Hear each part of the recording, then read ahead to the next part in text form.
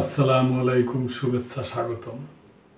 দর্শক, একটা সংবাদ হলো ওই জাতীয় কমিশনের সাথে ওই রাজনৈতিক দলগুলো যে মিটিং করছে, ওই মিটিংয়ের পরে যে তারা প্রতিক্রিয়া জানাইছে সাংবাদিকদের মাধ্যমে, ওই ব্যাপার নিয়ে একটা সংবাদ। ঐকমত্য কমিশনের বৈঠক, ন্যূনতম সংস্কার চেয়ে জাতীয় নির্বাচন হবে। ন্যূনতম সংস্কার শেষে দ্রুত জাতীয় নির্বাচন দেওয়া হবে বলে আশাবাদ ব্যক্ত করেছেন বিএনপির মহাসচিব মির্জা ফখরুল ইসলাম আলমগীর। তিনি বলেন, আমরা অবশ্য আশা করব খুব দ্রুত এই সংস্কারের বিষয়ে ন্যূনতম যে ঐকমত্য তৈরি হবে সেটার উপর ভিত্তি করে অতি দ্রুত জাতীয় নির্বাচন অনুষ্ঠিত হবে, সেটাই আমাদের প্রত্যাশা। ফরেন সার্ভিস একাডেমিতে জাতীয় ঐকমত্যের কমিশনের বৈঠক শেষে বেরিয়ে মির্জা ফখরুল ইসলাম আলমগীর সাংবাদিকদের একথা বলেন। আজ শনিবার বেলা ৩টার কিছু পরে দেশের ২৬টি রাজনৈতিক দল ও জোটের প্রতিনিধিদের নিয়ে ঐকমত্য কমিশনের এই বৈঠক হয়। এতে সভাপতিত্ব করেন অন্তর্বর্তী সরকারের প্রধান উপদেষ্টা অধ্যাপক মোহাম্মদ ইউনূস।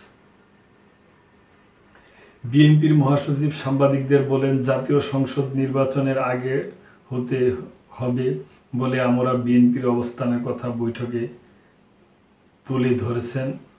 এ প্রসঙ্গে তিনি বলেন, আমরা খুব পরিষ্কারভাবে বলছি, জাতীয় নির্বাচন আগে হতে হবে, তারপর স্থানীয় সরকার নির্বাচন। মির্জা ফখরুল ইসলাম বলেন, প্রধান উপদেষ্টা জাতীয় ঐকমত্য কমিশনকে নিয়ে রাজনৈতিক দলগুলোর সঙ্গে প্রথম বৈঠক করলেন। এই বৈঠকে তিনি সংস্কারের প্রয়োজনীয়তার বিষয়ে কথা বলছেন, দলগুলোর কাছে আহ্বান জানিয়েছেন। সংস্কারের যে প্রতিবেদনগুলো বিভিন্ন কমিশন জমা দিয়েছে সেগুলোর উপর আলাপ আলোচনা হবে। দলগুলো এই নিয়ে কমিশনারগুলোর সঙ্গে কথা বলবে এবং একটা ঐকমত্যে পৌঁছানোর চেষ্টা করবে, সেটাই মূল কথা। আজ প্রাথমিক আলোচনা, বিভিন্ন রাজনৈতিক দল বিভিন্ন কথা বলেছে।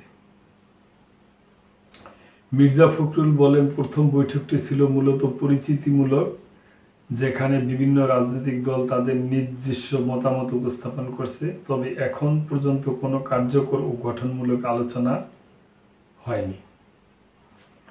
তো দর্শক, এটা ওই যে আজকে যে কমিশনের প্রধান যারা আছে, যেমন ডক্টর ইউনূস প্রধান, চেয়ারম্যান এবং আরও যে 6 জন আছে, 5-6 জন, তো ওনাদের নিয়ে রাজনৈতিক দলগুলো বৈঠক করছে।